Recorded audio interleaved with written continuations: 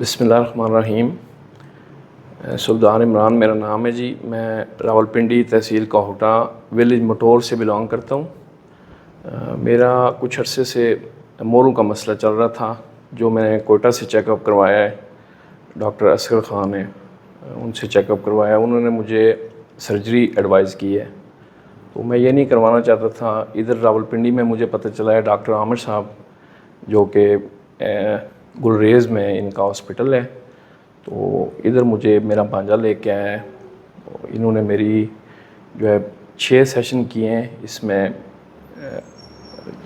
क्रिपेक्टर, वो क्या कहते हैं इसको, क्रायोप्रैक्टर, वो एक तरीका होता है जो कि फ़िज़िकल तरीके से उसको एडजस्ट करते हैं। तो इन्होंने मेरा वो 6 सेशन किए, जिसमें मुझे बहुत अभी हल्का फ़ील हो रहा है। पहले मेरी जो वैनें थी वो बहुत ब्लॉक हुई थी और बहुत सख्त पेन करती थी, लेकिन अभी अल्हम्दुलिल्लाह मैं 6 सेशन करने के बाद बहुत इजी फ़ील कर रहा हूँ अल्हम्दुलिल्लाह। और भी किसी भाई को अगर कोई मसला है तो इनके पास आ सकते हैं, ये बहुत अच्छा ट्रीटमेंट करते हैं। बहुत शुक्रिया जी, अस्सलाम वालेकुम।